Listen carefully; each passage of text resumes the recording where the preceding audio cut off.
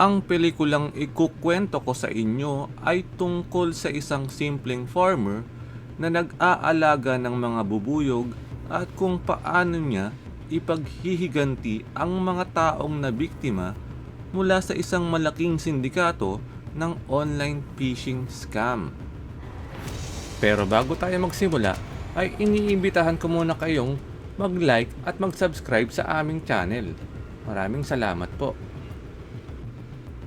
Sa isang malayong probinsya ay tahimik na namumuhay si Adam Clay bilang isang beekeeper.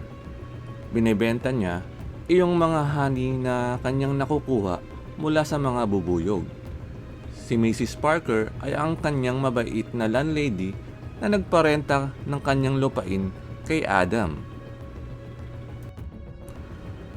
Isang araw ay biglang na-virus ang computer ni Mrs. Parker, kaya agad siyang tumawag sa customer support ng kanyang antivirus. Hindi niya alam na mga scammer pala ang kanyang natawagan. Inutusan siya ng scammer na magpunta sa isang website at i-download ang isang software. Ang software na ito ay kayang kontrolin ang kanyang computer. Pinayagan ni Mrs. Parker ang scammer na i-check ang kanyang computer para tanggalin ang virus. Inutusan din siya ng scammer na mag-login sa kanyang bank account. At sa isang iglap ay nalimas lahat ng kanyang mga savings kasama ang milyong-milyong pera na kanyang hawak para sa isang charity. Isang gabi ay inimbitahan ni Mrs. Parker si Adam na mag-dinner sa kanyang tahanan. Naramdaman ni Adam na may kakaibang nangyari sa loob ng bahay ni Mrs. Parker. Kaya agad siyang pumasok at kumuha ng kutsilyo. Pero tinutukan siya ng barel ni Agent Verona at inutusan na ibaba ang hawak na kutsilyo. Nagulat si Agent Verona nang makita niya ang bangkay ng kanyang ina. Hinuli ng mga pulis si Adam para imbestigahan. Pero nalaman ni Agent Verona ang tunay na dahilan kung bakit nag-suicide ang kanyang ina. Ito ay dahil sa nawala lahat ang pera na hawak at inipon ng kanyang ina. Kaya pinakawalan din agad si Adam ng mga pulis. Kinaumagahan ay kinausap ni Agent Verona si Adam para humingi ng tawad dahil sa kanyang maling pag-aresto sa kanya. Sinabi ni Agent Verona ang dahilan kay Adam kung bakit nagpakamatay ang kanyang ina. Nakuha ng mga scammer ang lahat ng pera ng kanyang ina, kasama dito ang kanyang savings, retirement fund, at ang milyong-milyong pera ng charity na para sa mga kabataan. Ang mga scammer na ito ay matagal nang nambibiktima ng mga inosenteng tao sa buong mundo. Ito daw ay pinapatakbo ng isang malaking sindikato, kaya hanggang ngayon ay hindi pa din daw sila mahanap-hanap ng mga pulis. Agad na tumayo si Adam para puntahan ang kanyang farm ng mga bubuyog. Pagdating niya sa kanyang farm ay agad niyang kinuha ang kanyang nakatagong cellphone. Dito ay meron siyang tinawagan para ipahanap ang lugar kung saan matatagpuan ang mga scammer. Pagkalipas ng ilang oras ay may tumawag kay Adam at nahanap na raw nila ang address ng mga scammer. Agad pinuntahan ni Adam ang building kung nasaan ang office ng mga scammer. Sinubukan siyang pigilan ng mga gwardiya, pero ginulpi lang sila ni Adam. Sa loob ng building ay nagdala si Adam ng 2 container ng mga gasolina. Dito ay sinabihan niya ang mga call center na ihinto na ang pang-i-scam sa mga tao. Pinalabas niya lahat ng mga call center dahil susunugin niya ang buong building. Sinubukan siyang pigilan ng mga gwardiya, pero sila ay ginulpi lang ni Adam. Dito ay nag-set up si Adam ng isang bomba na kapag may natanggap silang bagong tawag sa telepono, ay biglang sasabog na lang ang bomba na ito. At pagkatapos ng ilang minuto ay may tumawag sa call center ng mga scammer at biglang nag-activate ang bomba at ito ay sumabog. Pagkatapos ng pagsabog ay tinawagan ng scammer ang kanyang boss at sinabi na may sumunog ng kanilang buong building. Nagalit ang kanyang boss at inutusan siya na hanapin ang kalbong beekeeper na gumawa nito. Habang nagpapahinga si Adam ay may dumating siyang mga bisita. Ang scammer pala ang kanyang bisita at may kasama itong mga goons. Kanilang sinira ang mga bahay ng bubuyog ni Adam. Nalaman ni Adam ang kanilang ginawa sa kanyang mga bubuyog, kaya naghanda siya ng isang sorpresa para sa kanila. Isa-isang pinatay ni Adam ang mga goons na kasama ni Garnet. Pero pinutol lamang ni Adam ang mga daliri ni Garnet at hinayaan itong mabuhay. Si Agent Verona ay nakatanggap ng balita na nasunog ang bar ng kanyang ina. Agad itong pinuntahan ni Agent Verona kasama ang mga pulis. Sa loob ng barn ay may natagpuan silang mga sunog na bangkay. Naghinala sila na ang sumunog sa building ng mga scammer at sa bar ng kanyang ina ay iisang tao. Tinawagan ng scammer ang kanyang boss na si Derek para ipaalam na hindi nila napatay ang beekeeper. At habang kausap niya ang kanyang boss sa telepono, ay biglang dumating si beekeeper at hinatak siya palabas at tinali ni Adam ang scammer na si Garnet. At ito ay kanyang pinahila sa kanyang sasakyan.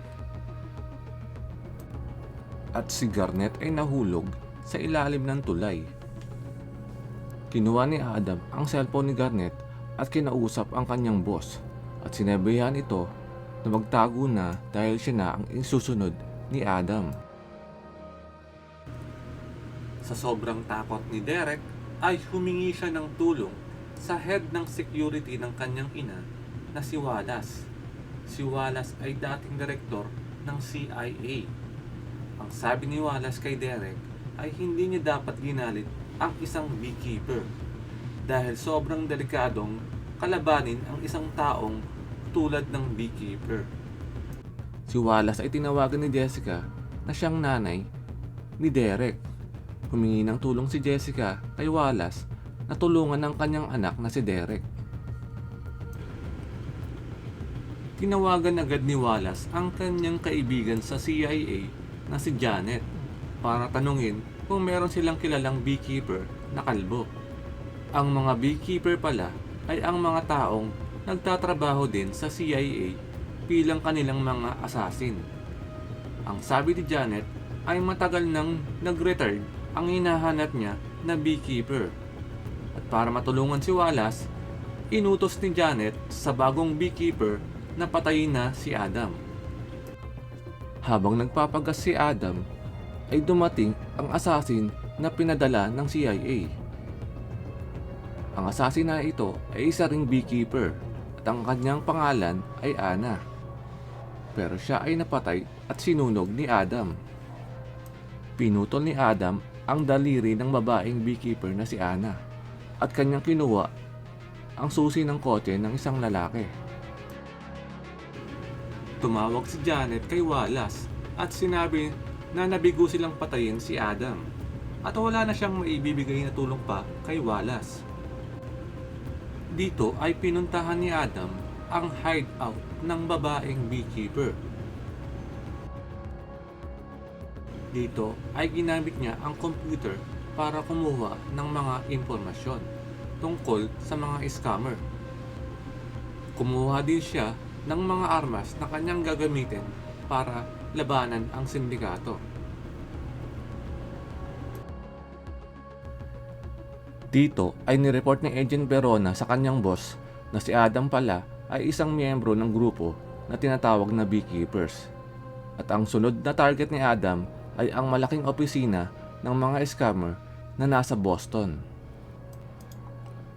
Sa opisina ng mga scammer ay nagpadala si Wallace ng isang special forces para magbantay. Nagpadala din ang FBI ng isang SWAT team para hulihin si Adam. Habang nag-uusap ang mga SWAT, ay nilapitan sila ni Adam.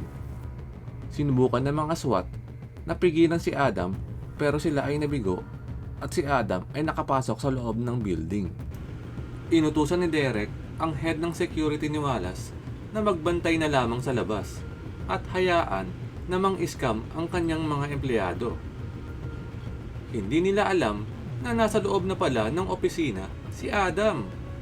Pero di nagtagal ay mayroong nakakilala kay Adam, kaya agad siyang binaril ng mga special forces. Pero wala din nagawa ang mga special forces na ito sa husay ni Adam sa pakikipaglaban. Dito ay pinuntahan ni Adam ang manager ng mga scammer. Pinapaamin niya ito kung sino ang kanilang boss.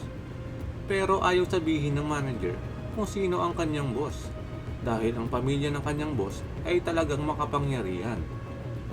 Pero sa huli ay tinuro ng manager ang picture ng kanyang boss. At dito ay natuklasan ni Agent Verona kung sino talaga ang boss ng mga scammer. Nakatanggap ng text si Wallace na nabigo ang security na kanyang pinadala. Kinabahan at natakot si Wallace, kaya sinabihan niya si Derek na tawagan na ang kanyang ina para humingi ng tulong. Pinapupunta si Derek ng kanyang ina sa kanilang beach house para doon muna magtago. At dito ay tinawag ng Madam President ang nanay ni Derek. Ang nanay ni Derek pala ang presidente ng Amerika. Sa investigasyon ng FBI, nalaman nila na hinahanap ni Adam ang mga taong nasa likod ng scam. At sangkot sa scam na ito ang kumpanya na 9-Star United, na isang data mining company na kumukuha ng iba't ibang financial information ng mga tao. Para makuha ang mga personal information na ito ay gumagamit sila ng isang software na ginagamit din ng gobyerno para sa mga financial fraud. Ang software na ito ay pag-aari ng kumpanya ng Danforth Enterprise. Ito ang kumpanya na pag-aari ng nanay ni Derek. At naniniwala ang FBI na ang next na target ng beekeeper ay si Derek at ang nanay nito. Sa loob ng beach house ng mga Danforth ay magkakaroon ng isang event na pupuntahan ng presidente at ng maraming tao. Kaya, naglagay sila ng maraming security at secret service agents sa loob at labas ng beach house ng presidente.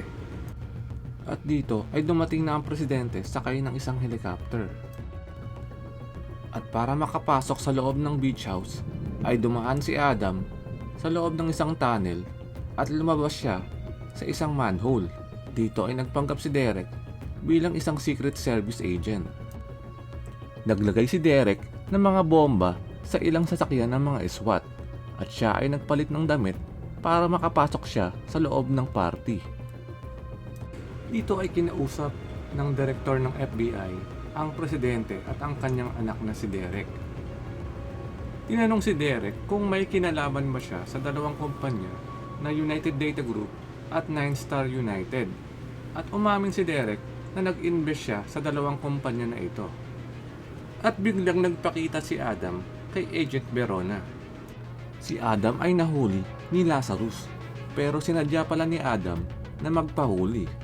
At nang babarilin na sa ulo si Adam, ay kanyang pinasabog ang kanyang mga bomba. Nakipagbarilan si Adam sa mga tauhan ni Lazarus. Dito ay inamin ni Derek na ang perang ginamit ng kanyang ina sa eleksyon ay galing sa kanyang mga illegal na negosyo. At si Derek ay pumasok sa loob ng mansyon.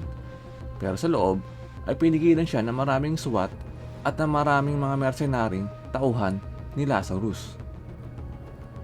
At sa itaas ay nag-aabang na pala si Lazarus. At sila ay naglaban pero natalo ni Adam si Lazarus. Dito ay sinusubukan siyang kausaping ni Wallace para ihinto na ang paghihigante. Pero pinilipit lang ni Adam ang daliri ni Wallace. At bigla na lang kumuha ng baril si Derek at binaril ang direktor ng FBI. Biglang sumabog ang pintuan at pumasok si Adam. Pumasok din sa loob sila Agent Wiley at Agent Verona. Nataranta si Derek at kanyang ginawang hostage ang kanyang ina. Sa isang iglap ay binaril ni Adam si Derek sa ulo, sabay talon sabay bintana. Dito ay pinigilan siya ni Agent Verona na makaalis. Pero biglang nagbago ang isip ni Agent Verona at kanyang pinatakas na lang si Adam. At sa huling bahagi ng pelikula ay kinuha ni Adam ang kanyang nakatagong gamit at tumakas siya sa pamamagitan ng paglangoy sa ilalim ng dagat.